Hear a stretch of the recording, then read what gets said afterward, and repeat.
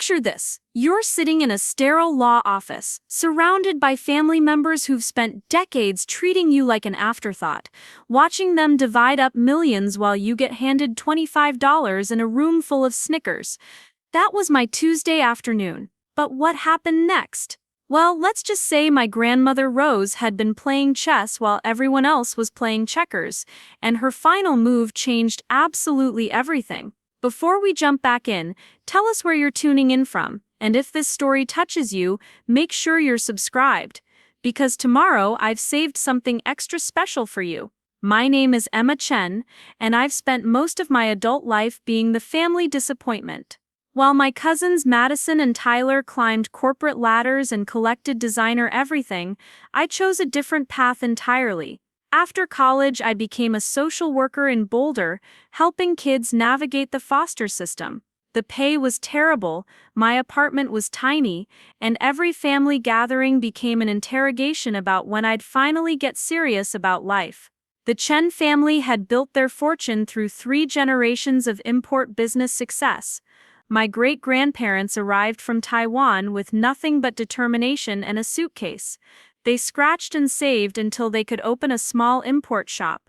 My grandfather expanded it, and by the time my father and his siblings took over, Chen Import had become a powerhouse, moving everything from electronics to artisan goods across the Pacific. But here's the thing about family businesses: they demand loyalty above all else. When you choose compassion over commerce, when you pick purpose over profit margins, you become the black sheep pretty quickly. At every holiday dinner, every birthday celebration, every summer barbecue, I was the one who didn't quite fit, the one with the noble but naive career, the one who couldn't be counted on for serious family decisions. My grandmother Rose, though, she was different. While my aunts and uncles would make subtle comments about my choices, Grandma Rose would pull me aside and ask about my work. Really ask. She wanted to know about the teenagers I was helping, the families I was trying to keep together, the small victories that meant everything to me but nothing to anyone else in our family. She had this way of listening that made you feel like your words actually mattered. Her eyes would focus completely on you, and she'd nod at just the right moments, ask follow-up questions that showed she was really processing what you were saying. In a family where conversations often felt like competitions or business meetings, those moments with Grandma Rose were sacred. I remember one Christmas Eve when I was about 26, feeling particularly defeated after another round of well-meaning but cutting remarks from Aunt Patricia about my phase. Grandma Rose found me on her back porch, staring at the snow-covered mountains that surrounded her Denver home. "You know what I see when I look at you, Emma," she said, settling into the wooden chair beside me despite the cold. I shook my head, honestly curious but also bracing for more disappointment. "I see someone who chose the harder path because it was the right path. That takes a kind of courage your cousins don't even know exists yet." Those words stayed with me through every difficult case, every small paycheck, every moment when I wondered if I'd made the wrong choice. But as years passed, I noticed Grandma Rose getting quieter at family gatherings. She'd still light up when talking to me, but something was shifting. The family business was evolving, growing more complex, and the younger generation was taking over operations. Madison had proven herself brilliant with international negotiations. Tyler had revolutionized their digital presence and logistics systems. Even Sophie, barely out of college, was already showing promise in market analysis. They were the golden children, the ones who understood spreadsheets and profit margins, the ones who could speak the language of success that our family valued most. And then there was me, still driving my beat-up Honda Civic to home visits, still fighting the system for kids who had no one else fighting for them. At family gatherings, conversations would swirl around expansion plans and market opportunities, while I sat quietly, occasionally asked polite questions about my little projects, but never really included in anything substantial. The truth was, I had started to accept my role as the family afterthought. It hurt, but it also freed me in a strange way.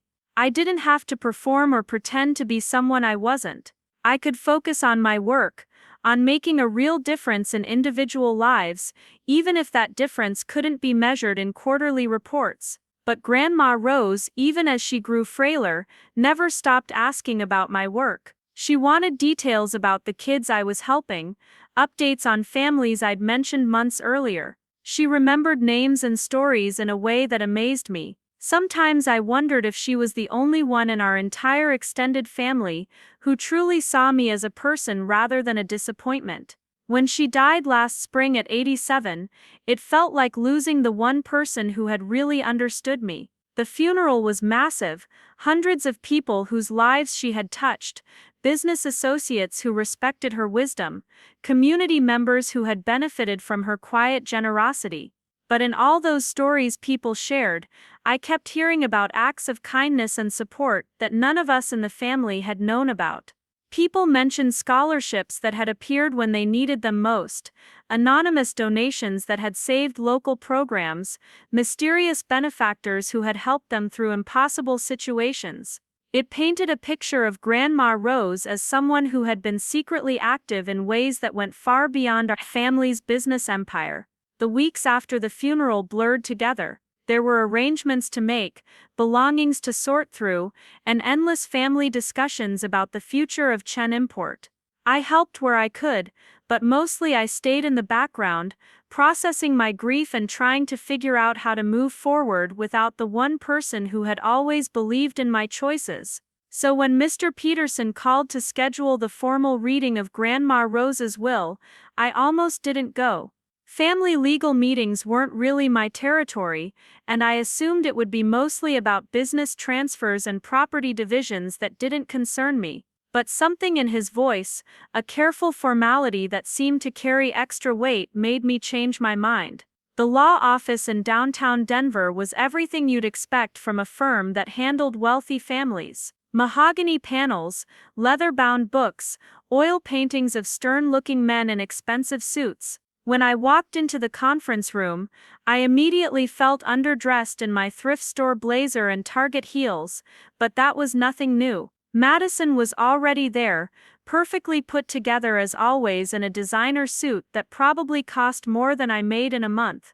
Tyler sat beside her, scrolling through his phone with the confident air of someone who belonged in places like this. Aunt Patricia held court at one end of the table, discussing estate tax implications with Uncle Robert like they were planning their next business acquisition. Even Sophie looked more polished than me, fresh from her MBA program, and clearly comfortable in this world of legal documents and financial planning. They all belonged here in a way I never would, speaking the language of inheritances and asset management like native speakers, while I felt like a tourist trying to navigate with a phrasebook.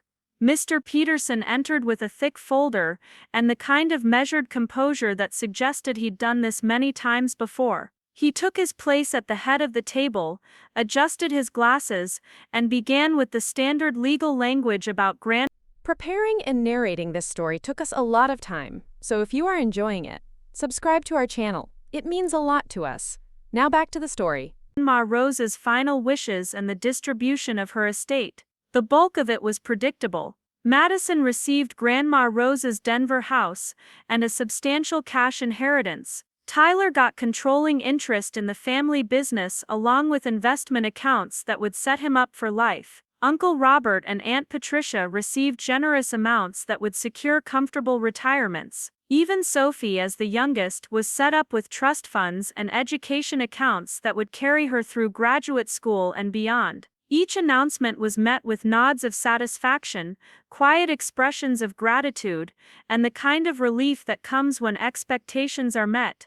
This was how things were supposed to work in families like ours. The people who had contributed to building the legacy received their share of that legacy. And then Mr. Peterson reached the bottom of his list. He looked up from his documents, and for just a moment his professional composure seemed to falter slightly. And to Emma Chen, he said, his voice carrying across the suddenly quiet room, "Your grandmother leaves the sum of $25, along with her appreciation for your dedicated service to others." The silence lasted exactly 3 seconds before Madison let out a short laugh. Tyler didn't even look up from his phone, just shook his head with what looked like second-hand embarrassment. Aunt Patricia's reaction was the worst, a sympathetic smile that somehow managed to be more cutting than outright mockery. "Well," she said in that tone she used when she was being charitable, "that's very Rose. Always thinking of everyone even."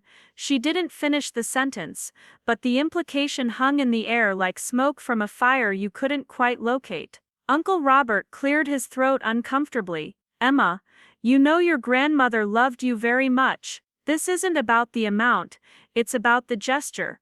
But it wasn't about love, and we all knew it. $25 was what you might leave a distant acquaintance, a casual friend, someone you wanted to remember but not really support. It was a polite acknowledgement, nothing more. After 31 years of being Rose Chen's granddaughter, after all those conversations on her back porch, after feeling like she was the one person who truly saw me, I had been valued at less than the cost of a nice dinner. The shame burned in my chest like acid. Not because I needed money, I had never expected wealth, but because of what the amount said about my place in her heart. All those times I thought we were connecting, all those moments when I felt understood and valued, had apparently meant something very different to her than they had to me. I sat frozen while the family discussed next steps and timeline details, my face burning with embarrassment that felt visible from space. The worst part wasn't even the money, it was the confirmation of something I had always feared.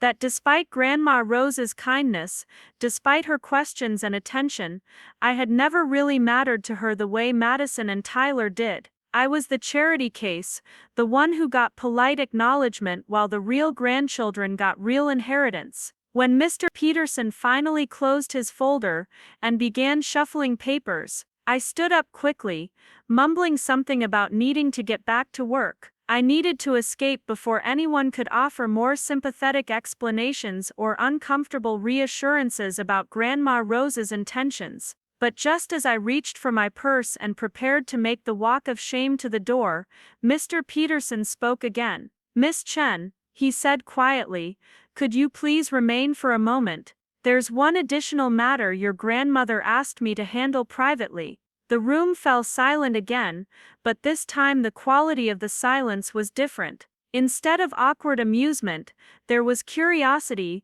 maybe even concern. Madison actually looked up from her phone. Tyler stopped gathering his papers. "Additional matter?" Aunt Patricia asked, her voice sharp with sudden attention. Mr. Peterson's expression remained carefully neutral. "Yes, something Mrs. Chen specifically requested be handled separately, after the formal reading." I looked around the room at my family's faces, seeing questions and uncertainty, where moments before there had been comfortable superiority. Whatever this was, they didn't know about it either. And for the first time since I'd walked into that office, I wasn't the only one who felt unprepared. The tension in that conference room was thick enough to cut with a knife. Madison shifted in her chair, her perfectly manicured fingers drumming against the mahogany table. Tyler had finally put down his phone, his attention fully focused on Mr. Peterson for the first time since we'd walked into the room. Even Sophie, who had been quietly reviewing her own inheritance documents, looked up with genuine curiosity. Aunt Patricia's voice carried the sharp edge it always took on when she sensed information being withheld. "Mr. Peterson, I think we'd all appreciate understanding what this additional matter involves. We are Rose's closest family, after all." Mr. Peterson adjusted his glasses and maintained his professional composure, but I caught something in his expression, a flicker of what might have been anticipation, or perhaps concern. "I understand your curiosity, Mrs. Williams, but Mrs. Chen was very specific about this being a private matter between myself and Emma. The rest of you are welcome to wait if you'd like, but this conversation needs to happen without an audience." Uncle Robert stood up, smoothing his tie with the kind of measured movement that suggested he was fighting to maintain control. "This is highly irregular, Peterson. Rose never mentioned any separate arrangements to any of us. What could she possibly have needed to discuss with Emma that couldn't be handled in front of the family?" The The question hung in the air like a challenge, and I felt the familiar burn of being discussed as if I weren't sitting right there. But something in Mr. Peterson's demeanor had changed. The careful deference he had shown to my aunt and uncle during the formal reading was gone, replaced by a quiet authority that suggested he was no longer taking requests. "I'm afraid Mrs. Chen's instructions were quite clear," he said simply. "And as her attorney, I'm bound to follow them precisely." Madison gathered her purse with sharp, efficient movements that broadcasted her displeasure. "Fine, but Emma, call me later. I want to know what this is about." It wasn't a request. Tyler was already heading toward the door, clearly annoyed at having his time wasted on what he probably assumed was some minor clerical issue. "This better not complicate the business transfers, Peterson. We have timelines to meet." Sophie hesitated near her chair, looking between me and the departing family members with obvious confusion. "Emma, are you okay? Do you want me to stay?" For a moment I almost said yes. Sophie had always been the kindest of my cousins,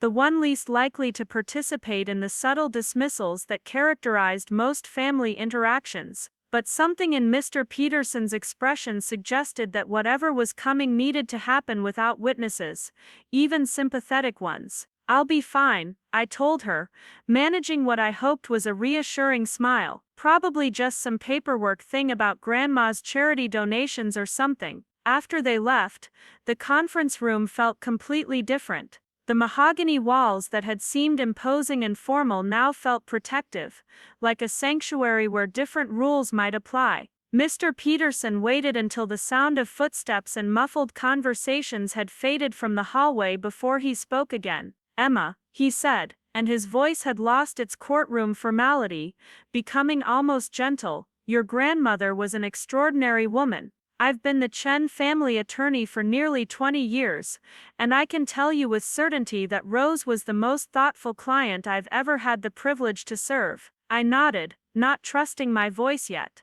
The shame from the $25 inheritance was still burning in my chest, making it hard to imagine what thoughtfulness could possibly be coming next. Mr. Peterson opened a different folder, this one noticeably thicker than the documents he had been reading from earlier. "What happened in there?" "With the formal will reading, that was theater. Rose knew exactly how your family would react, and she needed them to see it. She needed you to see it too." My breath caught. "Theater? Emma, your grandmother spent the last 3 years of her life planning something remarkable. She wanted to understand with absolute clarity who her family really was when they thought no one important was watching. The will we just read, the one that left you $25, that was the test." He pulled out a sealed envelope, much larger and heavier than anything that had been distributed during the formal reading. My name was written across the front in Grandma Rose's distinctive handwriting, the same careful script that had addressed birthday cards and thank you notes throughout my childhood. "This is your grandmother's real will, Emma, the one that matters." My hands were shaking as I reached for the envelope.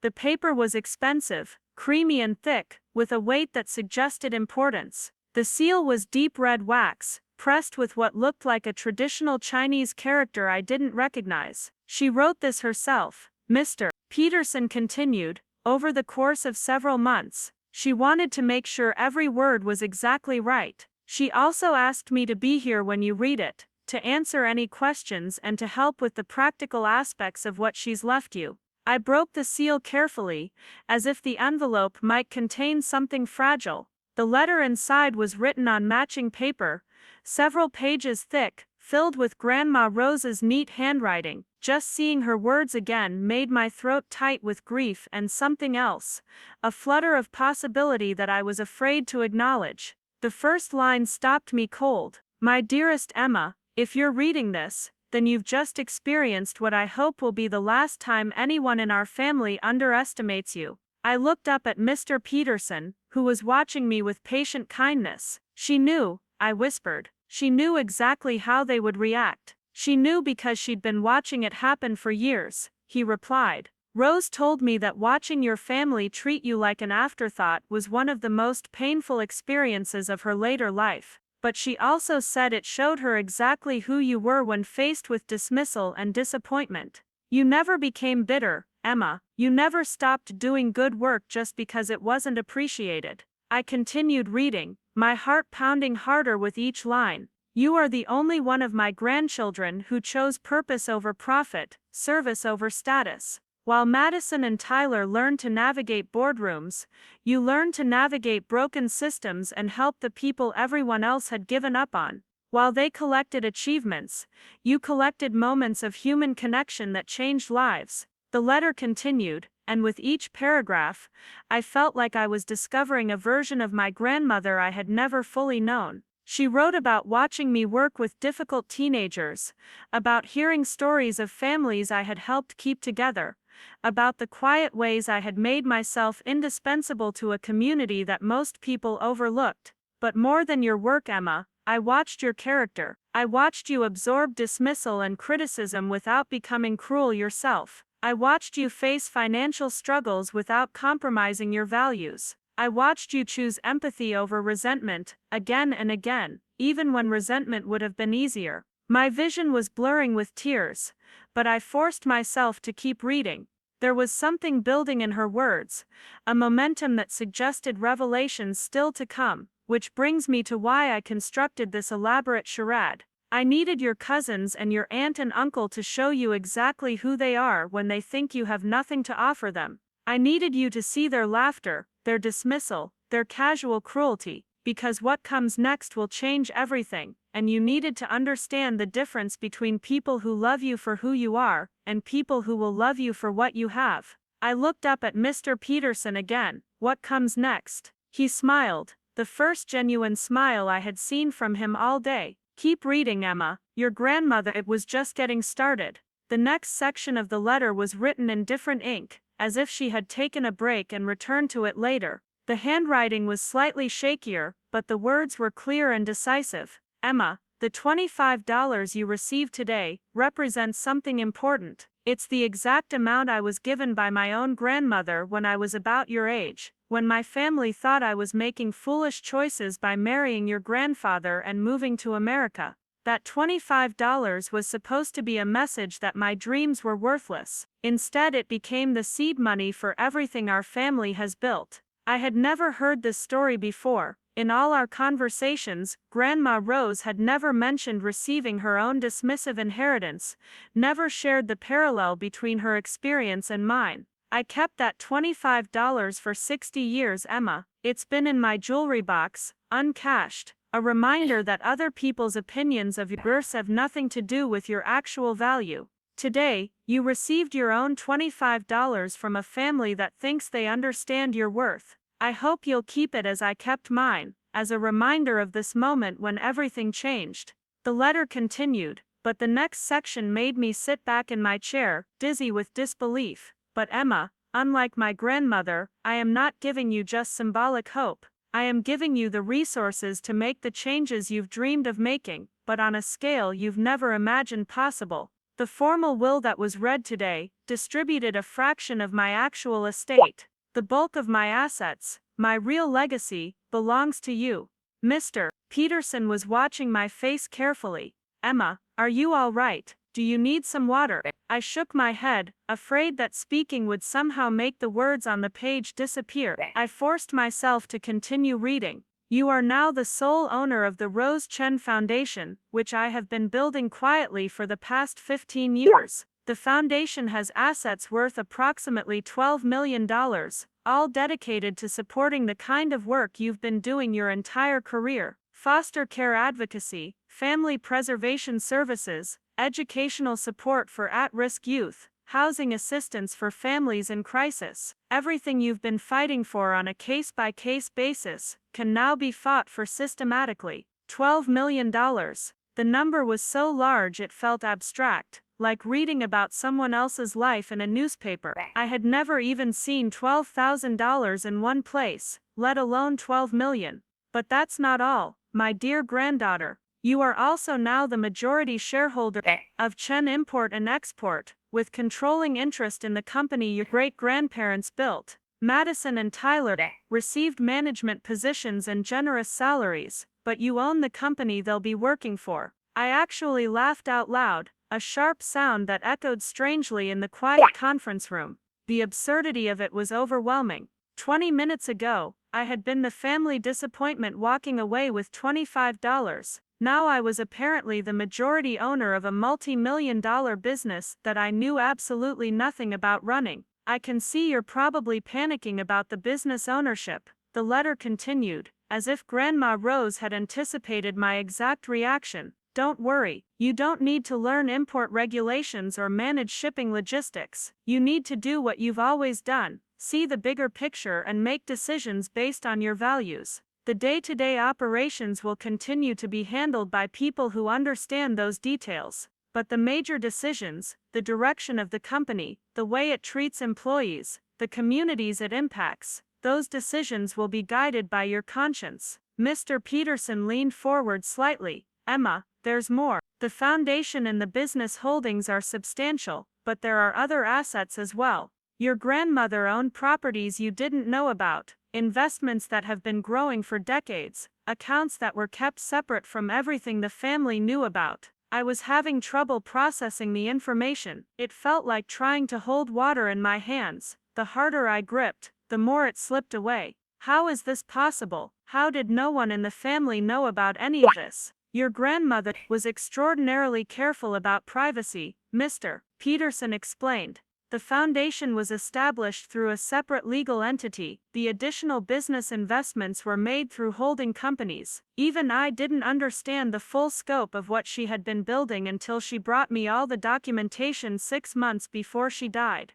I returned to the letter, my hands still shaking slightly. Emma, I know this feels overwhelming, and I know you're probably wondering why I chose you for this responsibility. The answer is simple. You're the only one who has ever made decisions based on what was right, rather than what was profitable. You're the only one who has proven that you can hold power without being corrupted by it, because you've been doing important work without any power at all. The next paragraph made my breath catch. You see, my dear, I haven't just been watching your family dynamics, I've been watching your work. For the past 8 years, I have been the anonymous donor who has funded the emergency assistance program at your agency. Every time you needed money to help a family facing eviction, every time you required funds for emergency clothing or food assistance, every time you hit bureaucratic walls that could only be solved with financial resources, that was me. The room seemed to tilt slightly. I thought back over the past 8 years, remembering dozens of times when mysterious donations had appeared just when we needed them most. Anonymous cashier's checks that allowed us to prevent evictions, gift cards that showed up when families needed groceries, scholarship funds that materialized for kids who needed educational support.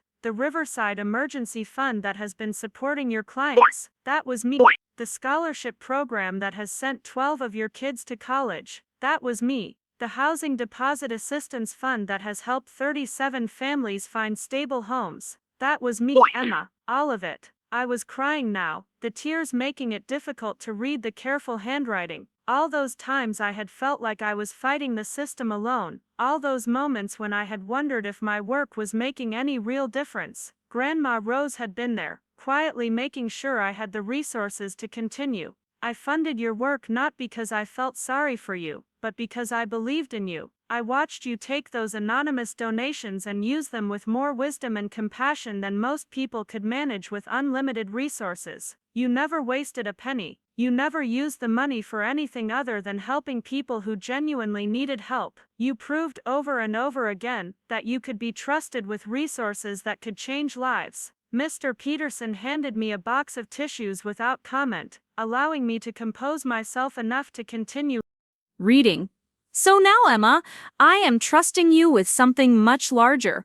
The Rose Chen Foundation has the resources to expand your work beyond anything you've imagined. You could fund similar programs in other cities, support other social workers who are fighting the same battles you've been fighting, create systematic change instead of just helping one family at a time. The letter was nearing its end, but each remaining paragraph felt like a gift I was afraid to unwrap. And the business ownership isn't about money, though there will be plenty of that. It's about influence. Chen Import employs over 300 people across 6 countries. The decisions that company makes affect communities, families, workers who are trying to build better lives for themselves. I want those decisions to be made by someone who understands that business success means nothing if it comes at the cost of human dignity. The final paragraph was the hardest to read, partly because of the tears in my eyes, and partly because of the weight of what it represented. Emma, you have spent your adult life proving that you don't need wealth or status to make a difference.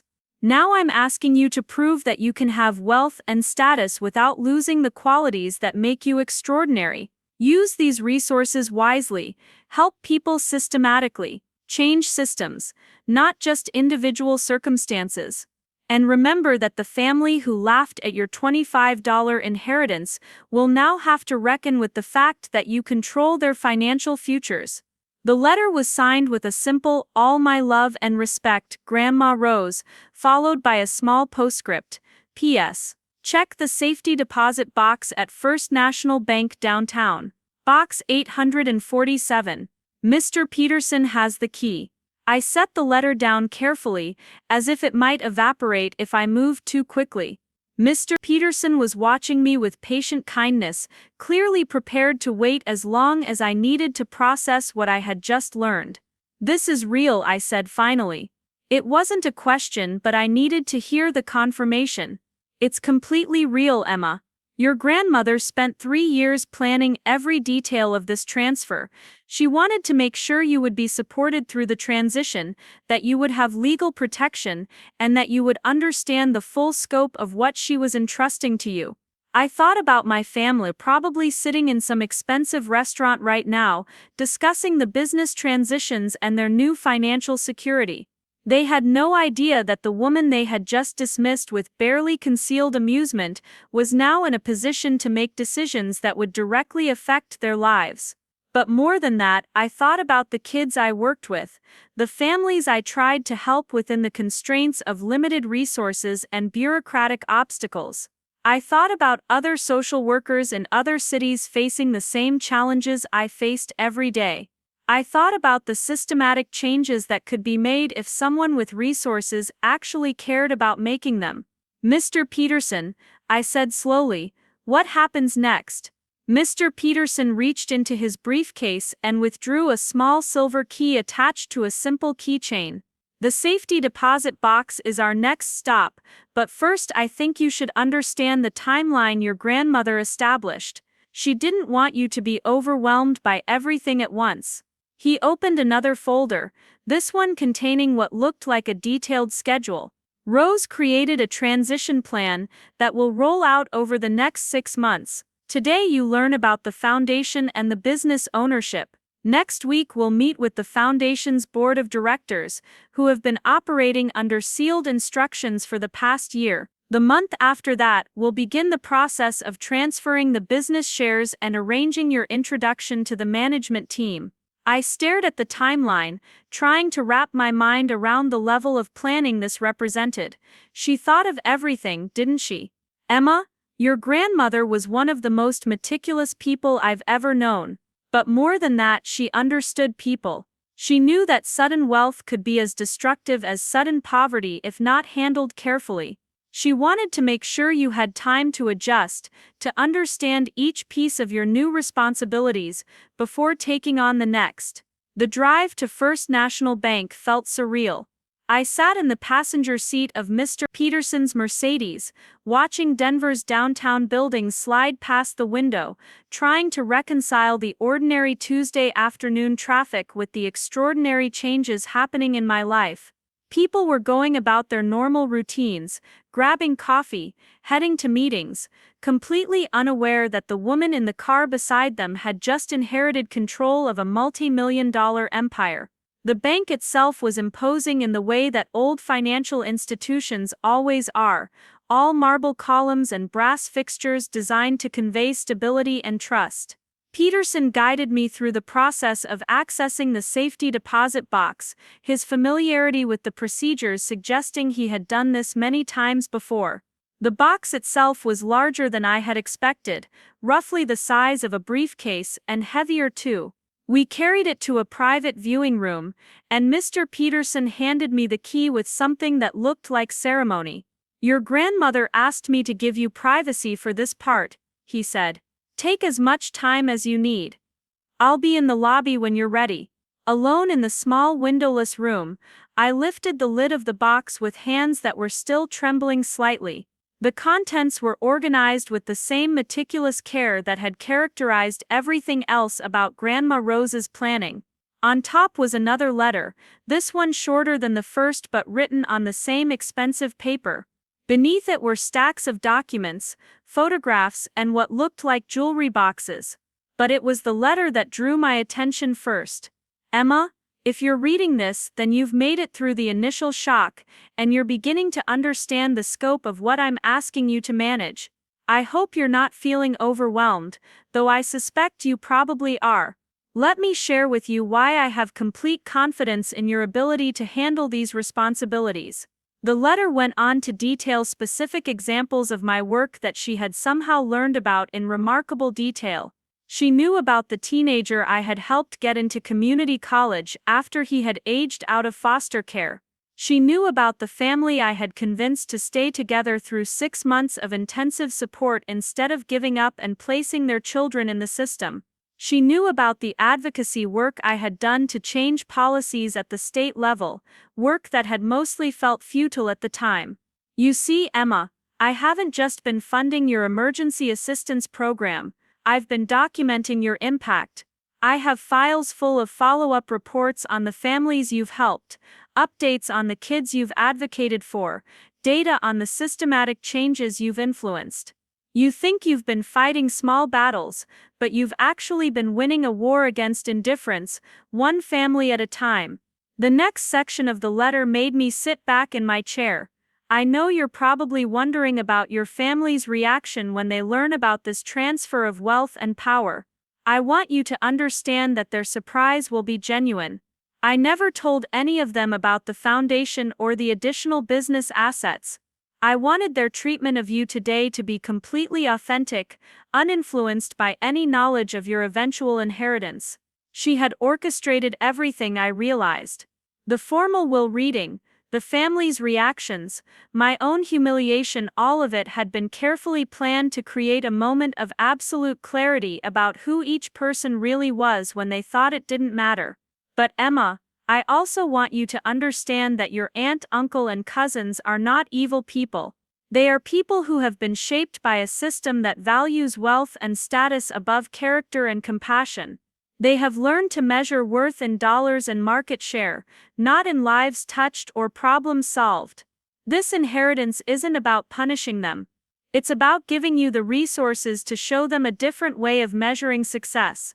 The letter continued with practical advice about managing family relationships, handling the inevitable requests for money and favors, and maintaining boundaries while still treating everyone with dignity. But it was the final section that hit me the hardest. Emma, I need you to understand something important about this inheritance. It isn't just money and property and business ownership. It's also responsibility for continuing a legacy of service that your great-grandparents began when they first arrived in this country with nothing but hope and determination. She wrote about how my great-grandparents had built their first business not just to make money, but to create opportunities for other immigrants who were struggling to establish themselves. How they had quietly funded English classes, helped other families find housing, created informal networks of support that had helped dozens of people build new lives. Over the years, as the business grew and became more successful, we lost sight of that original mission. We became focused on profit margins and market expansion instead of community impact. The wealth I'm leaving you isn't just resources, Emma. It's an opportunity to return our family's legacy to its original purpose. Beneath the letter were photographs I had never seen before. Black and white images of my great-grandparents working in their first small shop, surrounded by other Chinese families who appeared to be customers and friends. Pictures of community gatherings, celebrations, children playing while adults worked together to build something larger than individual success. There were also more recent photographs, and these surprised me even more. Pictures of me at work, taken from a distance with a telephoto lens. Images of me talking with teenagers outside the youth center, helping a family load donations into their car, sitting in court during a custody hearing. The photographs spanned several years, and I realized that Grandma Rose had been documenting my work with the same care that family historians document weddings and graduations. The jewelry boxes contained pieces I recognized from family gatherings and holidays. Grandma Rose's jade bracelet, the one she wore every day for as long as I could remember.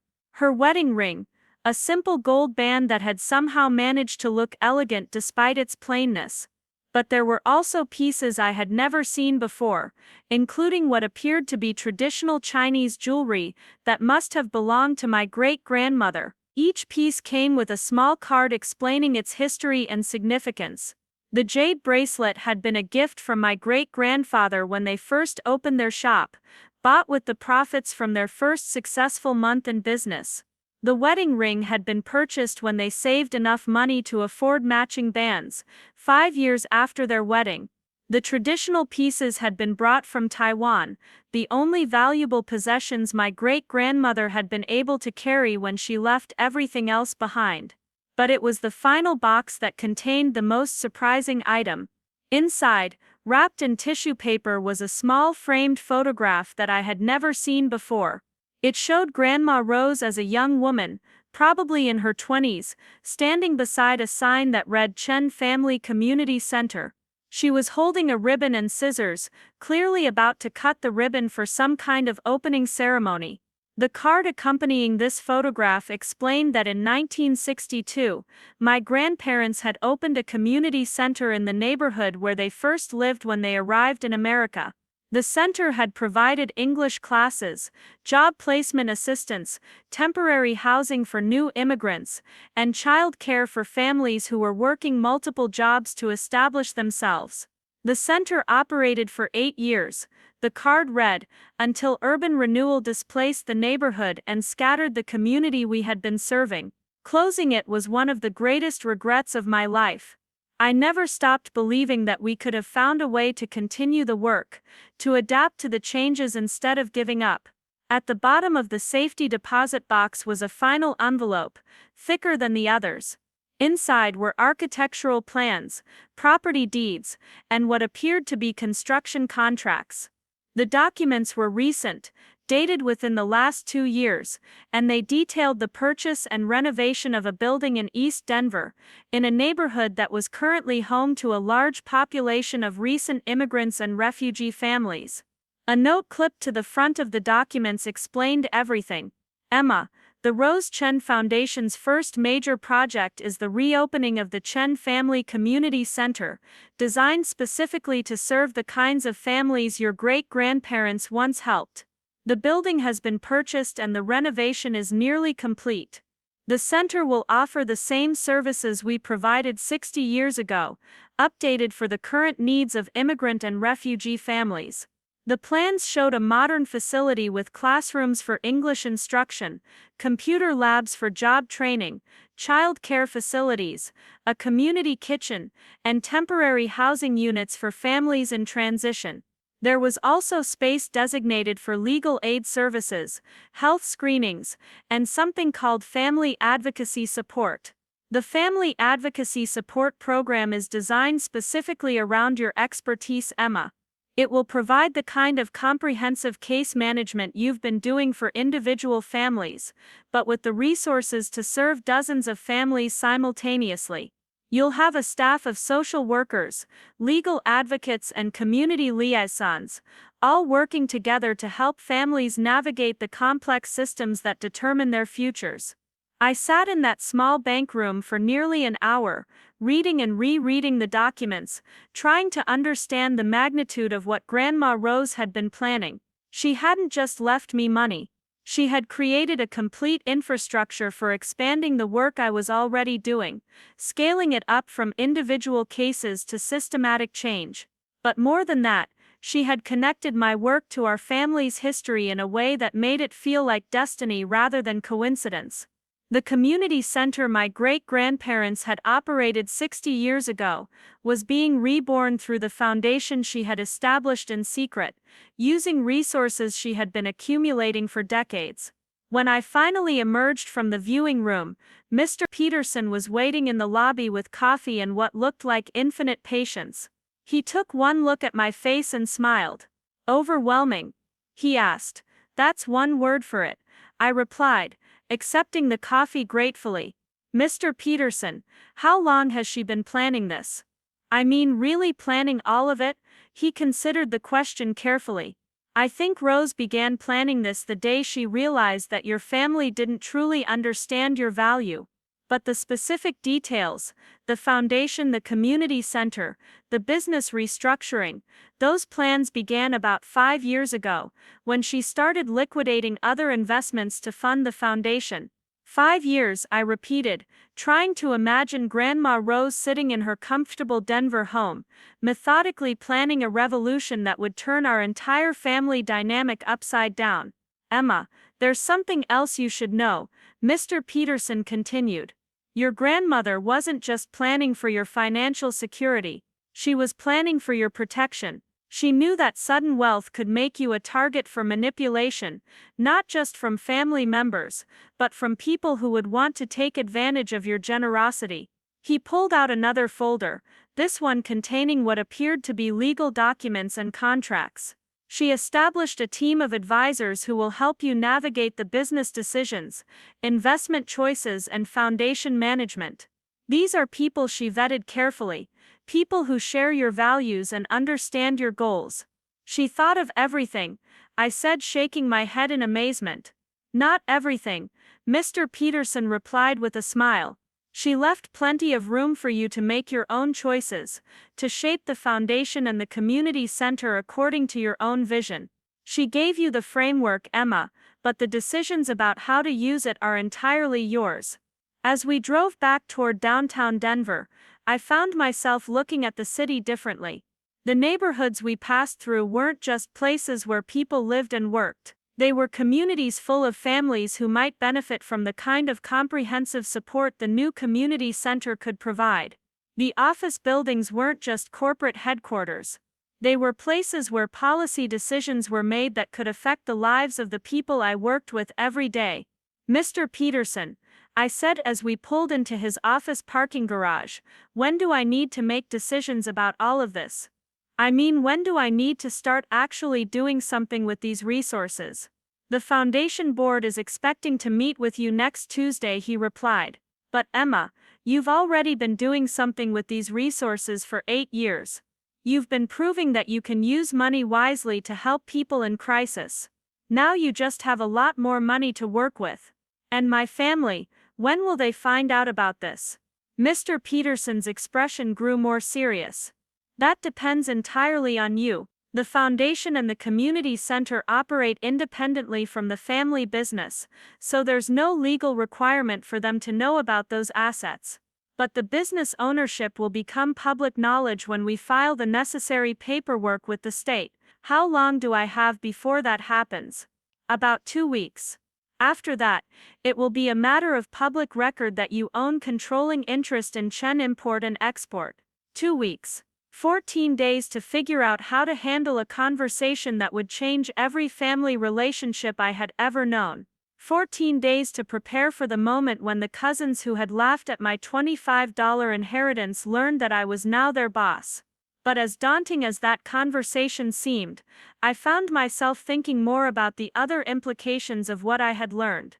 In 2 weeks, I would also be responsible for the livelihoods of over 300 employees across 6 countries. I would have the resources to expand the emergency assistance program that had been helping families for 8 years. I would have the opportunity to open a community center that could provide comprehensive support to immigrant and refugee families who were facing the same challenges my great-grandparents had faced decades ago. "Peterson," I said as we sat in his car, neither of us quite ready to end this extraordinary day, "do you think she was right? Do you think I can handle all of this without losing the things about myself that made her choose me in the first place?"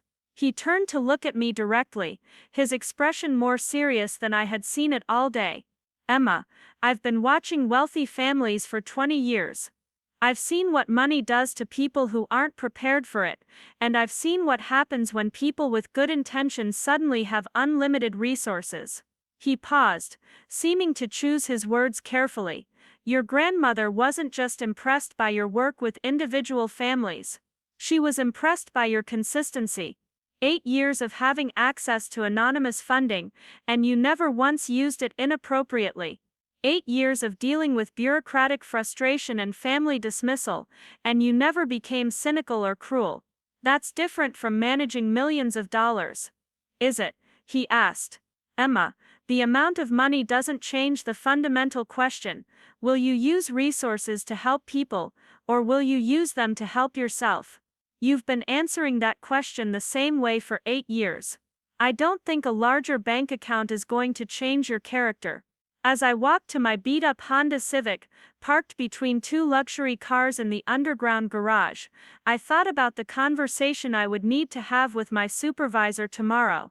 How do you explain to your boss that you might need to take some time off to manage the multi-million-dollar foundation you just inherited? How do you tell your coworkers that the emergency fund they've been relying on for years was actually funded by your grandmother? But more immediately, how do you drive home to your tiny apartment and eat leftover Chinese food while processing the fact that you now own enough resources to change thousands of lives? The strangest part of the drive home was how normal everything looked. The same traffic patterns, the same familiar landmarks, the same evening light falling across the mountains that surrounded the city. Nothing in the external world had changed, but everything in my internal world had been turned upside down. My phone started buzzing with text messages as I pulled into my apartment complex. Madison wanted to know what the additional matter had been about. Tyler was asking if there were any complications with the business transfers. Even Sophie had sent a message asking if I was okay and if I wanted to talk. I turned off my phone without responding to any of them. I needed time to process everything I had learned before I could even begin to figure out how to explain it to anyone else. Besides, in 2 weeks, the explanations would become unavoidable. For now, I just needed to sit with the magnitude of what had happened and try to understand what it meant for my future. My apartment felt different when I walked through the door. The same second-hand furniture, the same stack of case files on my kitchen table, the same photographs of kids I had worked with taped to my refrigerator. But now I saw it all through the lens of choice, rather than necessity. I lived here because I wanted to, not because I couldn't afford anything else. I did this work because it mattered to me, not because it was the only option available. That night, I spread all the documents from the safety deposit box across my kitchen table and read through them again, slowly this time, trying to absorb the practical details along with the emotional impact. The community center would be ready to open in 6 months. The foundation had enough resources to fund similar centers in 3 other cities if the pilot program was successful. The business ownership came with not just financial benefits, but also the responsibility to make decisions that would affect hundreds of employees and their families. As I sat surrounded by papers that represented more money than I had ever imagined having, I found myself thinking about the kids I worked with every day. Kids who aged out of foster care with no family support and no financial safety net. Kids who had learned not to expect much from adults, because adults had disappointed them so many times before. What would it mean to be able to help those kids not just navigate the existing system, but actually change the system itself? What would it mean to have the resources to create programs that addressed the root causes of family crisis instead of just responding to the symptoms? I picked up the framed photograph of Grandma Rose cutting the ribbon at the original community center. She looked so young in the picture, so hopeful and determined. I wondered if she had any idea, standing there with those scissors in her hand, that she was establishing a legacy that would still be making a difference 60 years later. The last thing I did before going to bed was to take the $25 check out of my purse and look at it again. 24 hours ago, it had represented the final confirmation of my place in the family hierarchy. Now it felt like something completely different. A reminder of who I had been when people thought I had nothing to offer, and a benchmark for measuring who I was becoming now that I had everything. I taped it to my bathroom mirror, right next to a photo of the teenagers from my current caseload. Tomorrow, I would still be the same person who showed up for court hearings and home visits and crisis interventions. But I would also be someone with the resources to make sure that other social workers in other cities had the support they needed to do the same work. As I fell asleep that night, I found myself thinking not about the money or the business ownership or even the family drama that was coming. I thought about the community center that was being built in East Denver, about the families who would find support there, about the possibility of creating systematic change instead of just responding to individual crises. Grandma Rose had been right about one thing. This wasn't about revenge against a family that had underestimated me. This was about having the resources to prove that the work I had chosen, the values I had prioritized, could make a difference on a scale I had never imagined possible. The next 2 weeks passed in a blur of meetings, phone calls, and sleepless nights. Mr. Peterson had arranged for me to meet with the Foundation's board of directors on Tuesday, just as he had promised. What he hadn't prepared me for was discovering that the board consisted of 5 people whose work I had admired from a distance for years. Dr. Sarah Martinez ran the largest refugee resettlement program in Colorado. James Washington had built a network of transitional housing facilities that served over 2,000 families annually. Linda Kim managed educational support programs for immigrant children in 3 states. These weren't just competent administrators, they were people who had dedicated their careers to the same kind of systematic change I had only dreamed about creating. The meeting took place in a conference room that felt completely different from the sterile law office where I had learned about my inheritance. This space was warm and functional, with walls covered in photographs of families, children, and community gatherings. It felt like a place where real work got done, where decisions were made based on impact rather than profit margins. "Emma," Dr. Martinez said as we settled around the table, "Rose talked about you constantly. She was so proud of your advocacy work, your success rate with family preservation, your ability to navigate impossible bureaucratic situations, and still get results for the people who needed help. She showed us reports," James added, pulling out a thick folder that looked disturbingly familiar. "Detailed documentation of your cases over the past 8 years. Success stories, challenges you'd overcome, innovative approaches you'd developed when the standard procedures weren't working." I felt my face flushing. She was documenting my work. Linda smiled.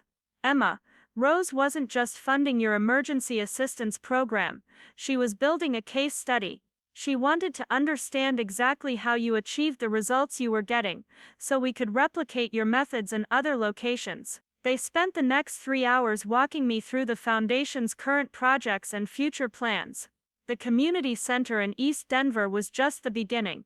There were similar facilities planned for Phoenix, Seattle, and Austin, all designed around the comprehensive case management model I had been developing without realizing it. "But we're not just talking about replicating your individual approach, Dr. Martinez explained.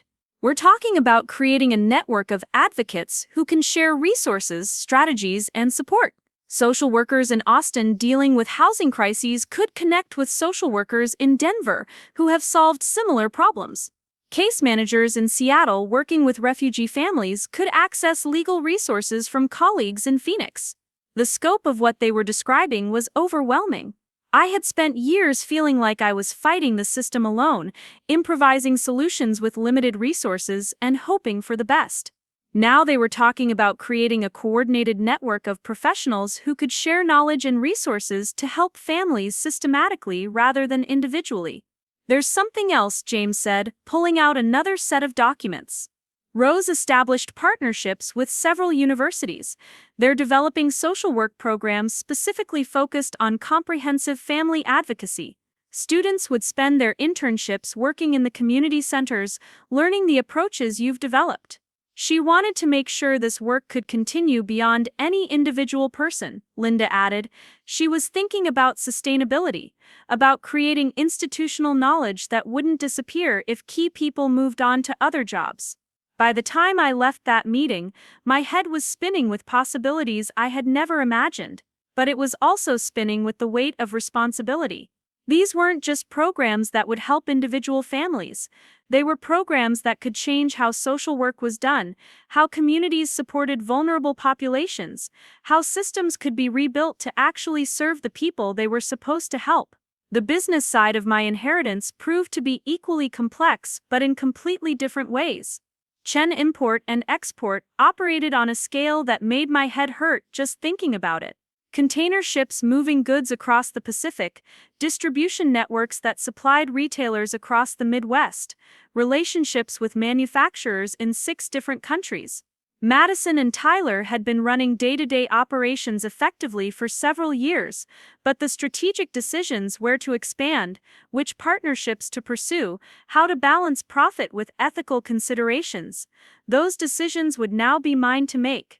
The transition meeting with the company's management team was scheduled for Friday, just 3 days before the ownership transfer would become public record. Mr. Peterson had arranged for it to take place at the company's headquarters, a gleaming office building in downtown Denver that I had driven past hundreds of times without ever imagining I would someday own it. Madison and Tyler were already in the conference room when I arrived, along with several other executives I didn't recognize. The atmosphere was professional but tense, with an undercurrent of curiosity and perhaps concern about what my involvement would mean for their operations. "Emma," Madison said, standing to greet me with a carefully controlled smile, "Mr. Peterson explained that Grandma left you some business interests. We're excited to work with you on the transition." I could see Tyler watching me carefully, probably trying to assess whether I had any idea what I was getting into. The other executives maintained polite expressions that revealed nothing about what they were thinking. Mr. Peterson took charge of the meeting with the same calm professionalism he had shown throughout this entire process. "Ladies and gentlemen, I'm here to inform you that effective Monday, Emma Chen will hold controlling interest in Chen Import and Export. She will be the majority shareholder and will have final authority over all strategic decisions." The silence that followed lasted exactly long enough to become uncomfortable. Madison's carefully controlled expression slipped slightly, revealing genuine shock. Tyler actually laughed, a short sound that he quickly tried to cover with a cough. "I'm sorry," Madison said, her voice tight with confusion. "Did you say controlling interest? As in, more than 50%? 67% to be precise," Mr. Peterson replied calmly. Tyler leaned back in his chair, his expression shifting from amusement to something that looked like calculation. "Emma, no offense, but you don't know anything about import regulations, supply chain management, or international trade agreements. How exactly do you plan to make strategic decisions about a business you don't understand?" It was a fair question, and one I had been asking myself for the past 2 weeks. But something in his tone, dismissive, almost condescending, reminded me of the laughter in the law office when I had received my $25 inheritance. "Tyler," I said, keeping my voice level, "you're right that I don't know about import regulations or supply chain management. But I do know about organizational mission, employee welfare, and community impact. I know about making decisions based on values rather than just profit margins." "Values don't pay salaries," Madison interjected, her diplomatic facade finally cracking. "Values don't keep contracts with international suppliers. This is a business, Emma, not a charity." "Actually," I replied, pulling out some of the documents Mr. Peterson had given me earlier that week, "this business has been operating as a partial charity for years. Did you know that Chen Import has been providing interest-free loans to small retailers who couldn't qualify for traditional financing? Did you know we've been paying above-market wages to our warehouse workers and providing health insurance that covers their entire families?" The expressions around the table suggested that no, they didn't know these things. Madison and Tyler exchanged glances that confirmed they had been operating with incomplete information about their own company's practices. Grandma Rose has been using this business to support community development for decades. I continued. The profits you've been so focused on maximizing, a significant portion of them have been going to programs that help the same kinds of families I work with every day. Mr. Peterson slid a folder across the table to Madison. These are the complete financial records for the past 5 years.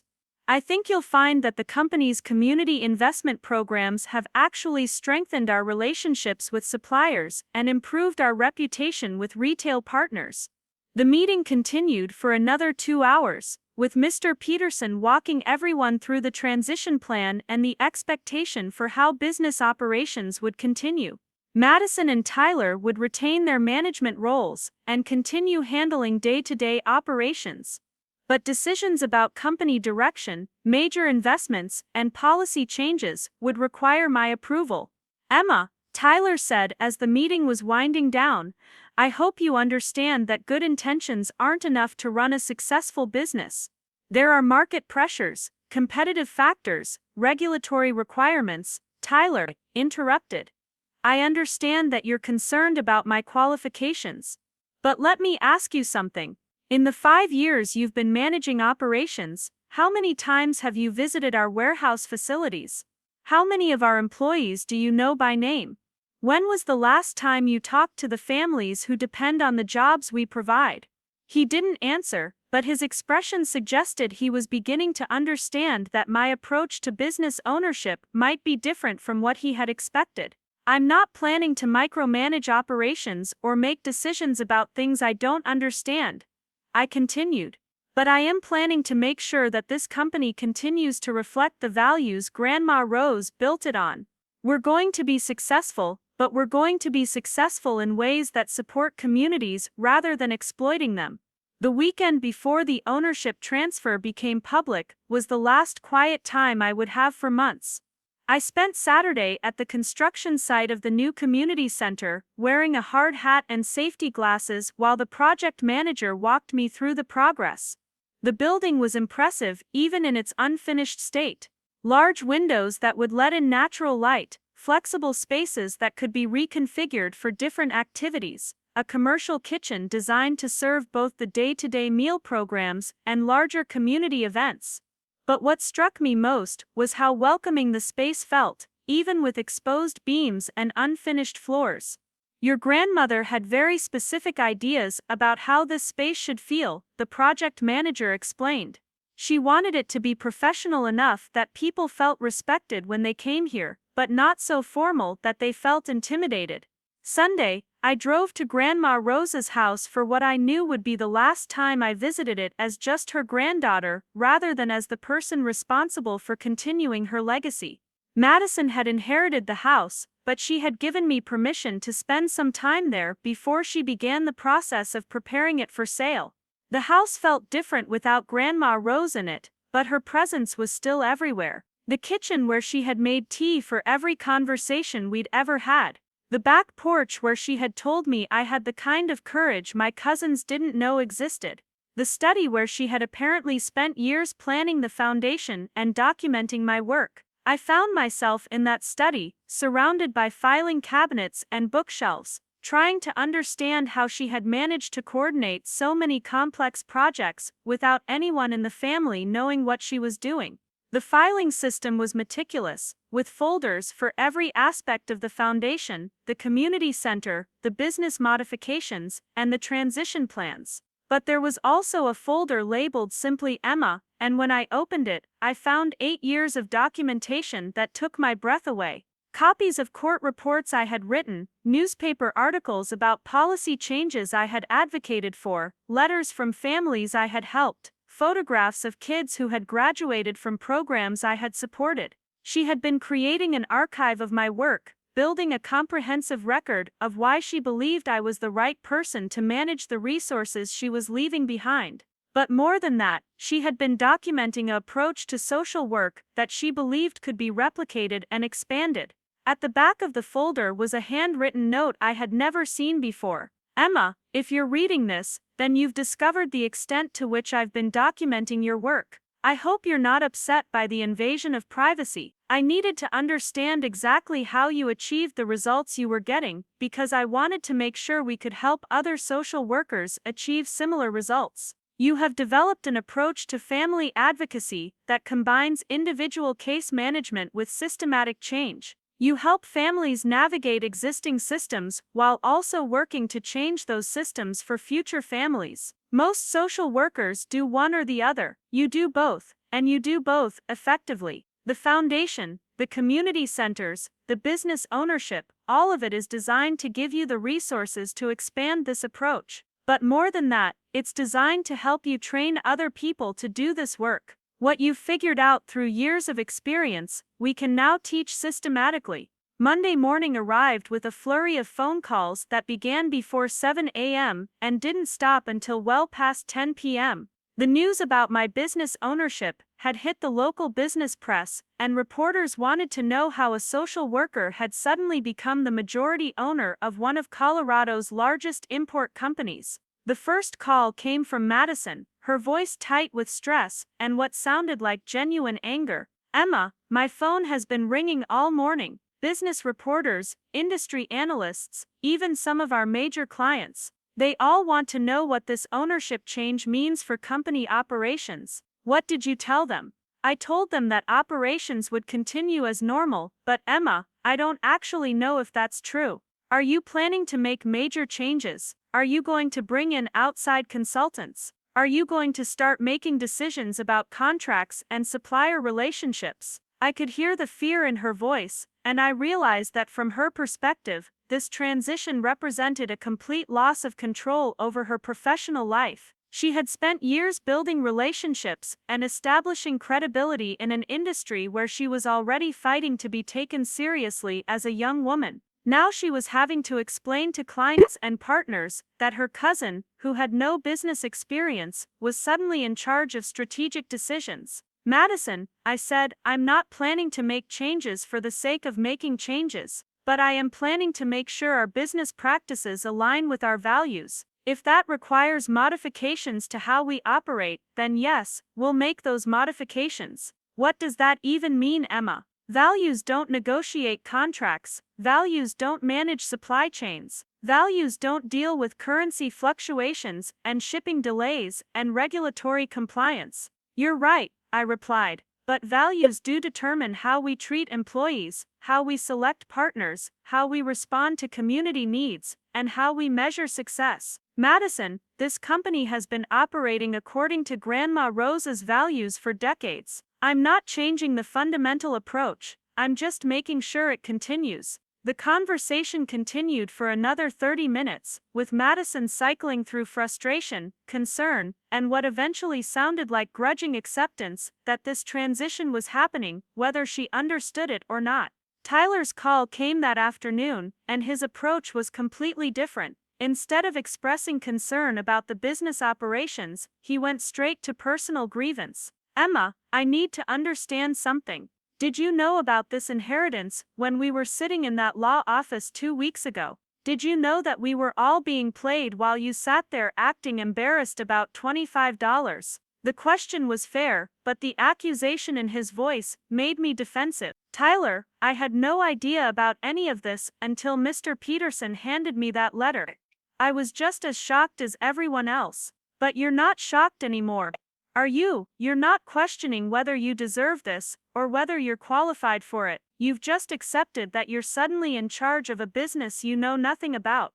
"Tyler, I'm qualified to make decisions about organizational values and community impact. I'm qualified to ask questions about whether our business practices support or harm the communities we operate in. I'm qualified to insist that we treat employees and partners with respect and fairness. And you think Madison and I weren't doing those things?" The question caught me off guard, because I realized I didn't actually know what Madison and Tyler had been doing in their management roles. I had been so focused on learning about the foundation and the community center that I hadn't spent much time understanding how they had been running the business operations. Tyler, I don't think you were intentionally doing anything wrong, but I think you were operating without complete information about Grandma Rose's vision for this company. Now we all have that information, and we can make sure our operations reflect that vision. The media attention intensified throughout the week, with articles appearing in the Denver Business Journal, the Colorado Springs Gazette, and even a brief mention in a national trade publication.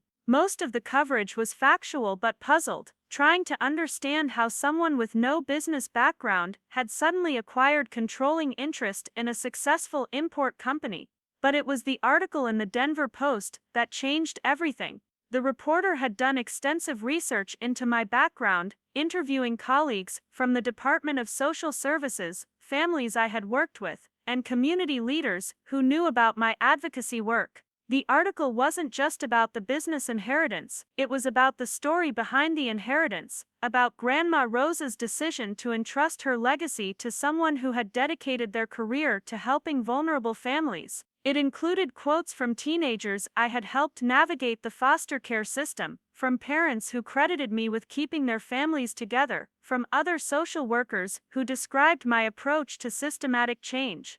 Chen has spent the past 8 years proving that individual advocacy and systematic change can work together, the article concluded. Now she has the resources to test whether those same principles can transform how businesses operate in their communities. The article changed the conversation completely. Instead of questions about my qualifications to run a business, reporters started asking about my plans for using business resources to support community development. Instead of skepticism about my lack of experience, there was curiosity about what new approaches I might bring to corporate responsibility. More importantly, the article brought attention to the Community Center project and the Foundation's broader mission. The phone started ringing with calls from other social workers who wanted to know about the programs we were developing, from community leaders who wanted to explore partnerships, from families who needed the services we were planning to provide. 3 months later, I stood in the main hall of the Chen Family Community Center, watching the controlled chaos of opening day. Families filled out intake forms while children played in the new childcare area. English language classes were beginning in one wing, while job training sessions started in another. The legal aid clinic had a waiting list that stretched through the week, but it was the family advocacy program that felt most like home to me. The same comprehensive case management I had been doing for individual families, but now with a team of advocates and access to resources that could address the systematic problems that created family crises in the first place. Maria Santos was one of our first clients, a single mother with 3 children who had been facing eviction when the landlord discovered that her husband, who had been deported 6 months earlier, was no longer contributing to the rent payments. In the old system, I might have been able to help her apply for emergency rental assistance, but the waiting list was months long, and the assistance was temporary. In the new system, we helped her enroll in the job training program, arranged childcare so she could attend classes, connected her with legal aid to address the immigration issues affecting her family, and provided temporary housing while she completed the program and found stable employment. 6 weeks later, she had a job with health insurance, her children were enrolled in after-school programs, and she was living in an apartment she could afford without assistance. "Emma," she said, during one of our follow-up meetings, "this place saved my family. But more than that, it gave me hope that I could actually build a future for my children." That conversation happened in my office at the community center, a space I had designed to feel comfortable rather than institutional. The walls were covered with photographs of families we had helped, children's artwork from the after-school programs, and thank you letters from people who had found stability through our services. But it was the framed $25 check that drew the most attention from visitors. I had moved it from my bathroom mirror to my office wall, where it served as a daily reminder of how much had changed, and how much had stayed the same. The check represented the moment when I had learned exactly what my family thought I was worth, but it also represented the moment when Grandma Rose's plan had begun to unfold, when the real measure of my value had started to become clear. 6 months after opening, the Denver Community Center was serving over 400 families. The success had attracted attention from foundations and government agencies interested in replicating the model in other cities. The centers in Phoenix and Seattle were scheduled to open within the year, and we had preliminary plans for facilities in Austin, Portland, and Minneapolis. But the business side of my inheritance had also evolved in ways I hadn't expected. Chen Import had expanded its community investment programs, partnering with small businesses owned by immigrant families, providing microloans for community development projects, and establishing supply chain relationships that supported fair labor practices internationally. Madison and Tyler had initially been skeptical of these changes, concerned that the community focus would hurt profitability, but the opposite had happened. Our reputation for ethical business practices had attracted new clients who wanted to work with companies that shared their values. Our employee retention had improved dramatically, reducing training costs and increasing productivity. Our relationships with suppliers had strengthened because they knew we were committed to long-term partnerships rather than just short-term cost savings. Emma, Madison said during one of our quarterly review meetings, "I have to admit, I was wrong about this whole approach. I thought focusing on values would mean sacrificing success, but we're more successful now than we've ever been." Tyler nodded in agreement. "The clients want to work with us specifically because of our community involvement. They see it as evidence that we're reliable partners who think about long-term relationships rather than just individual transactions." The family dynamics had changed too, in ways that were both predictable and surprising. Madison and Tyler had both apologized for their reactions during the will reading, acknowledging that they had been cruel and dismissive. Sophie had become one of my closest advisors, helping to design programs that served college-age immigrants who were navigating higher education systems. Even Aunt Patricia and Uncle Robert had begun to understand that this inheritance hadn't been about punishing them for their treatment of me. It had been about giving me the resources to prove that the approach to life I had chosen could work on a larger scale.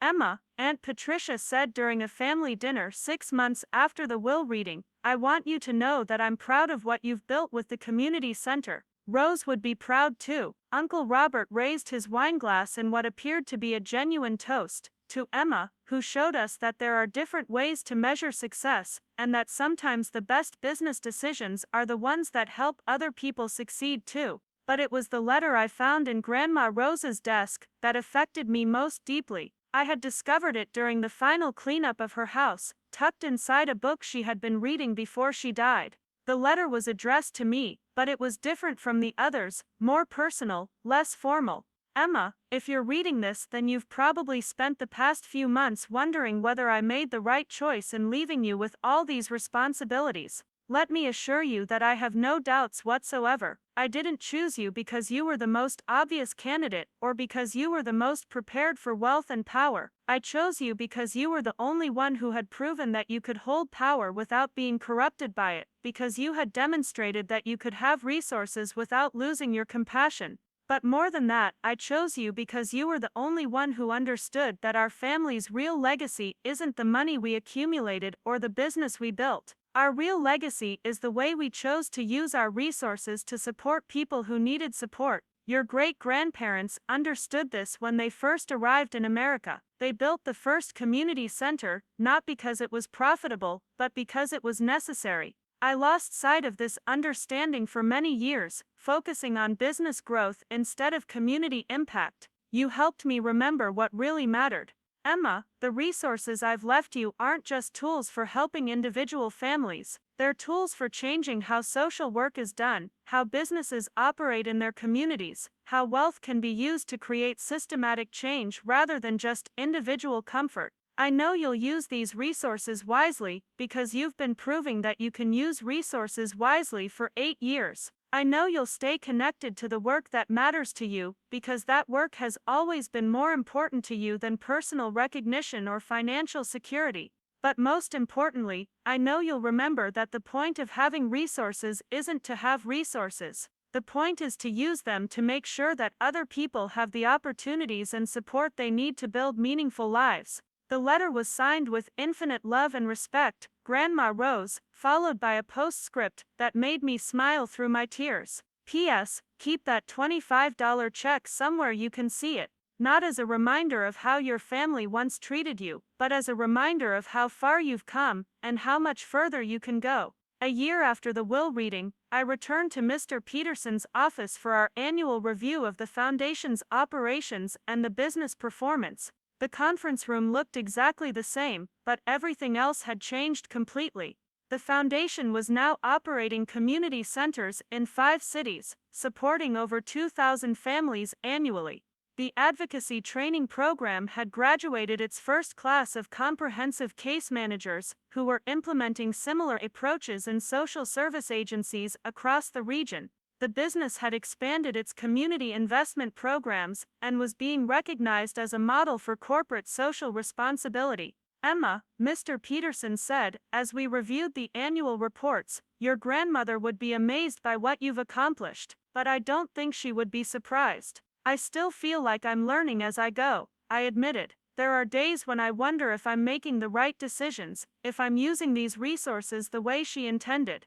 Emma, Rose didn't leave you detailed instructions because she didn't want you to simply follow a plan she had created. She wanted you to build on the foundation she had established, to develop new approaches, to solve problems she couldn't have anticipated. He pulled out a final envelope, one I had never seen before. She asked me to give you this on the first anniversary of the will reading. She said it was the last piece of guidance she could offer. The letter inside was brief, just a single page, but it contained the message I needed to hear. Emma, by the time you read this, you'll have spent a year learning to manage resources you never expected to have. You'll have made decisions that affected hundreds of people's lives. You'll have faced challenges that tested your values and your judgment. I hope you've also learned that you were ready for these responsibilities all along. The work you did with individual families prepared you for the work you're now doing with communities. The decisions you made with limited resources prepared you for the decisions you're now making with unlimited resources. Most importantly, I hope you've learned that wealth and power are tools, not goals. The goal is still the same as it always was, to help people build stable, meaningful lives in communities that support their success. Emma, you are living proof that character matters more than credentials, that values matter more than experience, that choosing to serve others is the most powerful thing any person can do. Thank you for proving that I chose the right person to continue this work. Thank you for showing our family what real success looks like. Thank you for using these resources to make the world a better place. And thank you for keeping that $25 check as a reminder that other people's opinions of your worth have nothing to do with your actual value. That evening, I stood in my office at the community center, looking at the wall of photographs that documented the families we had helped, the programs we had created, the systematic changes we had influenced. The $25 check was still there, framed and prominent, but now it was surrounded by evidence of what had been built from that moment of humiliation. My phone buzzed with a text message from Sophie, who was now managing the college support program. Emma, we just got approval for the scholarship expansion. 20 more students will be able to start college this fall. Grandma Rose would be so proud. She was right. Grandma Rose would be proud. Not because I had proven my worth to a family that had once dismissed me, but because I had used the resources she had entrusted to me to create opportunities for other people to prove their own worth. The real inheritance hadn't been the money or the business ownership or even the foundation. The real inheritance had been the understanding that resources are only valuable when they're used to create more resources for other people. That power only matters when it's used to empower others. That success is only meaningful when it creates opportunities for other people to succeed. As I turned off the lights and locked the community center for the night, I thought about the families who would be coming through those doors tomorrow, looking for help navigating systems that seemed designed to keep them from succeeding. They would find more than assistance with individual problems. They would find advocates who understood that individual problems often had systematic solutions, that changing lives sometimes required changing systems, that the most important work happened when people with resources chose to share those resources with people who needed them. Grandma Rose had been right about everything. The $25 had been a test, but not the test I had thought it was. It hadn't been a test of my worthiness for her love or respect. It had been a test of my character when faced with dismissal and disappointment.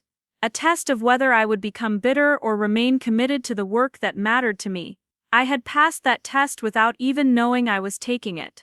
And in passing it, I had proven that I was ready for the real inheritance, the opportunity to change how resources are shared, how communities support their most vulnerable members, how business success can be measured by community impact rather than just profit margins. The $25 check would stay on my wall, not as a reminder of shame, but as a symbol of transformation. A reminder that the most important changes often begin with moments that feel like endings, that the most powerful inheritances aren't the ones that give you what you want, but the ones that give you what you need to help other people get what they need. 2 years had passed since that afternoon in Mr. Peterson's conference room, and the transformation that had begun with a $25 check had rippled outward in ways I was still discovering. The morning sun was filtering through the windows of what had become my office at the Foundation headquarters, a renovated warehouse space in downtown Denver that somehow managed to feel both professional and welcoming. I was preparing for what had become one of my favorite parts of the job, the quarterly meeting with our network of social workers from across 5 states.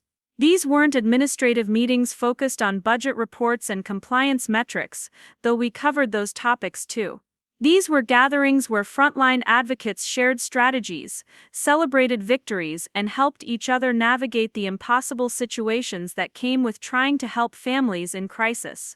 Jenny Morrison from the Seattle Center was video conferencing in early, her face appearing on my screen with the kind of exhausted enthusiasm that told me she had been working too many late nights again. "Emma, you need to hear about the family we placed last week. Single father with 4 kids, all under 10, evicted from their apartment because the landlord found out about his criminal record from 15 years ago." I settled into my chair, giving her my complete attention. This was why I loved these meetings. Every story represented a family that might have fallen through the cracks in the old system, but was finding stability in the new one we had built together. In the old days, I would have spent weeks trying to find emergency housing, probably ending up splitting the family between multiple temporary placements, Jenny continued. But with the housing partnership we established through the foundation, we had him and all 4 kids in a 2-bedroom apartment within 48 hours. 6 months later, he's completed the job training program, found stable employment, and the kids are thriving in the after-school programs. Maria Chen, no relation to my family despite sharing the surname, was running the Phoenix Center and had logged in from her car during her morning commute. We had something similar last month. Refugee family from Syria, 6 people living in a studio apartment, father working 3 part-time jobs just to cover rent. 5 years had transformed everything, yet somehow the essence remained unchanged. I was still showing up for families in crisis, still fighting systems that seemed designed to fail the people who needed them most. The difference was scale and the tools at my disposal. The Foundation's annual conference was being held in Chicago this year, bringing together over 300 social workers, case managers, legal advocates, and community organizers from 12 states. The hotel conference center buzzed with the kind of energy that comes from people who have found others who understand their work. A young woman approached me tentatively, her conference badge identifying her as Sarah Gonzalez from the San Antonio Department of Family Services. She couldn't have been more than 25, with the kind of determined expression I recognized from my own early days in social work. "Emma Chen, I had to tell you that your approach to comprehensive case management changed my entire career trajectory. I was about to quit social work entirely when I attended one of your training workshops last year." Sarah's story was painfully familiar. She had entered social work with idealistic determination, only to encounter bureaucratic obstacles, inadequate resources, and a system that seemed more focused on processing paperwork than actually solving problems. She had been carrying a caseload of 47 families with nothing but referrals to waiting lists and oversubscribed programs. "You talked about treating individual advocacy and systematic change as complementary parts of the same work. about building partnerships with housing providers, employers, and other community resources, so you weren't just making referrals but actually creating pathways to stability. She pulled out a worn notebook covered in sticky notes. I started implementing your documentation framework. Within 3 months, I had enough data to convince my supervisor to let me pilot a partnership with local landlords willing to work with families who had rental history problems. That pilot program has now placed 23 families in stable housing. 23 families who would have been cycling through shelters are now in apartments they can afford. And my supervisor is asking me to develop similar partnerships with employers and healthcare providers. This was exactly what the foundation had been built to enable. Not just individual advocates finding isolated solutions, but a framework that allowed effective approaches to be replicated and scaled. The afternoon breakout sessions captured the spirit of what we had created. Sarah presented her landlord partnership model to a standing room-only crowd. By the end of her session, 17 advocates from 8 different cities had exchanged contact information to collaborate on adapting her model for their communities. But it was Madison's presentation that drew the biggest crowd. She was discussing how businesses could integrate community support into their core operations, rather than treating it as separate charitable activity. When Emma inherited controlling interest in our family business, my initial reaction was concern that community values would compromise business success. Madison began. I spent my entire career learning that profit maximization was the primary measure of business effectiveness. She clicked to the next slide, showing 5 years of financial performance data. As it turns out, I was completely wrong. Since implementing values-based business practices, Chen Import has seen increases in revenue, employee retention, and client satisfaction. We're more profitable now than we were before, not despite our community focus but because of it. After her presentation, Madison found me on the hotel terrace overlooking Lake Michigan. The city lights reflected off the water, creating a shimmering pathway that seemed to stretch toward infinite possibilities. Emma, I need to tell you something I've been thinking about for months. I want to start a separate foundation focused specifically on helping businesses integrate community values into their operations. You're helping families directly through social services. I want to help businesses create the kind of employment and economic opportunity that prevents families from needing crisis intervention in the first place. The idea was brilliant in its simplicity and potential impact. Madison, that's exactly the kind of systematic thinking that Grandma Rose was hoping would emerge from this work. Uncle Robert has already agreed to be the primary funder for the first 3 years. He said watching you and me transform over the past 5 years has made him reconsider what he wants to do with the wealth he's accumulated. The next morning, I gave the closing keynote address. As I stood backstage, I thought about Sarah and her landlord partnership program, about Madison's evolution from profit-focused executive to values-driven business leader, about the 300 advocates who were learning to see their work as part of a larger movement. 5 years ago, I inherited resources I never expected to have, but more importantly, I inherited a question: what will you do with what they laughed at?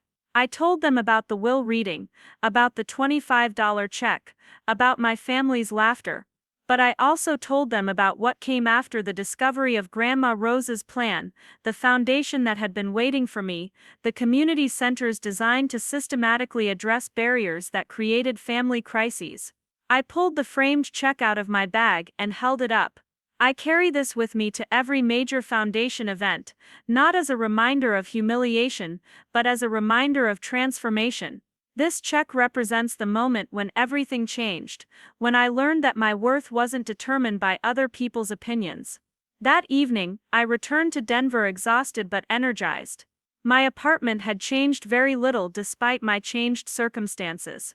I had chosen to stay in the same modest space, a deliberate choice to remember where I had come from, and why the work mattered. There was a package waiting at my door, forwarded from the foundation's office. Inside was a letter and a photograph, showing a young woman in a graduation cap and gown. The letter explained that this was Jasmine Rodriguez, one of the first teenagers I had worked with 8 years earlier. Emma, I don't know if you remember me, but you changed my entire life trajectory. When I was 15 and living in that group home, you were the first adult who treated me like my opinions and feelings actually mattered. She wrote about how I had helped her get into therapy, advocated for her education, supported her through aging out of foster care. I just graduated from SUNY Albany with a degree in social work, Emma. I'm starting my MSW program in the fall because I want to do for other kids what you did for me. The letter concluded with a request that made my throat tight. If you ever need social workers who understand what it's like to be on the other side of the system, I hope you'll consider me. I want to be part of what you're building.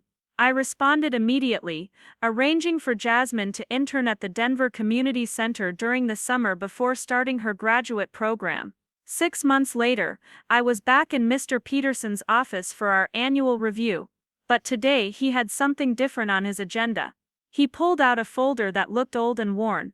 Emma, when Rose first came to me about establishing the foundation, she gave me sealed instructions to be opened at specific intervals. This is the last one, to be opened 5 years after the will reading. I took the envelope home and waited until evening before opening it.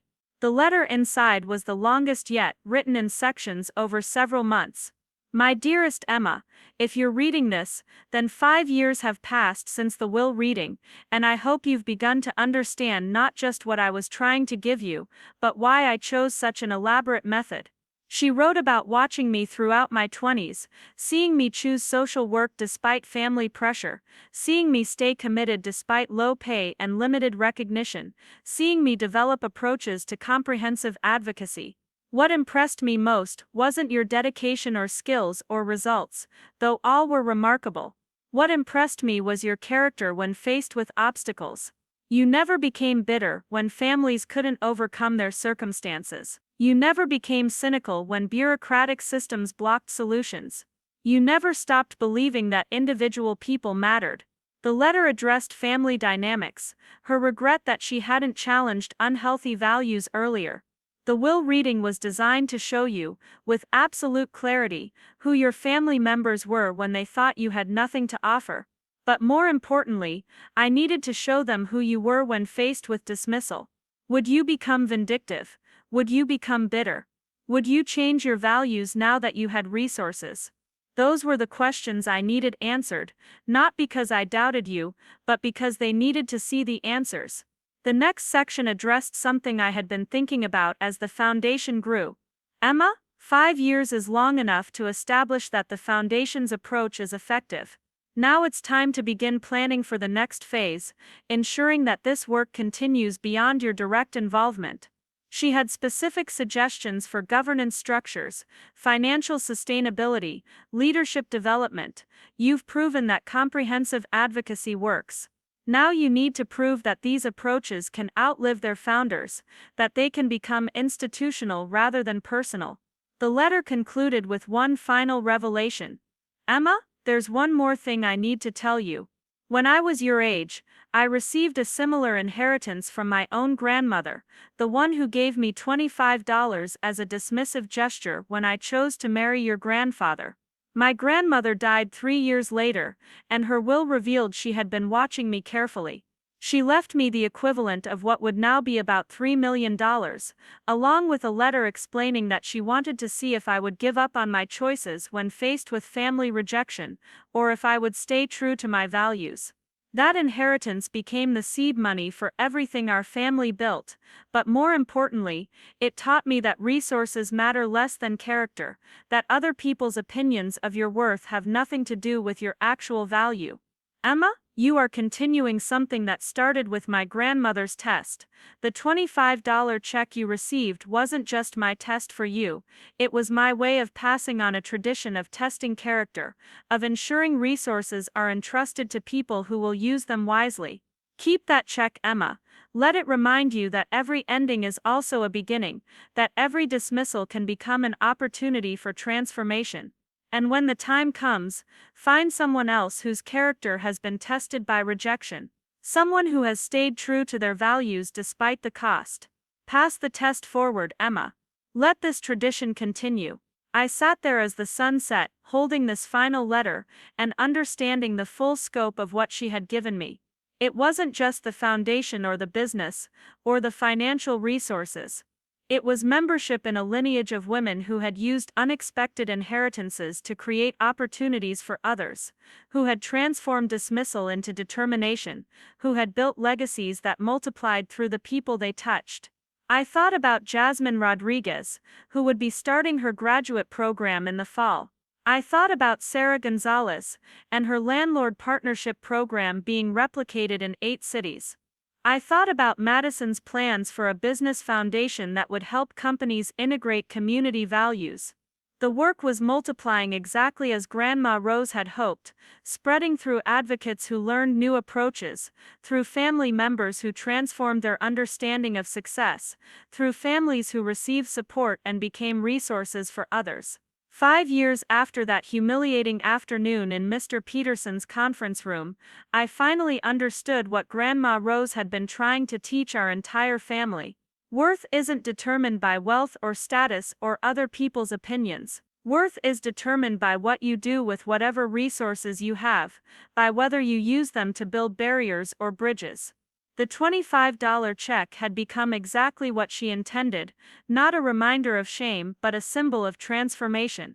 A marker of the moment when everything changed, when tests became opportunities, when one woman's elaborate plan created ripples that would continue spreading long after all of us were gone. Up next, you've got 2 more standout stories right on your screen. If this one hit the mark, you won't want to pass these up. Just click and check them out.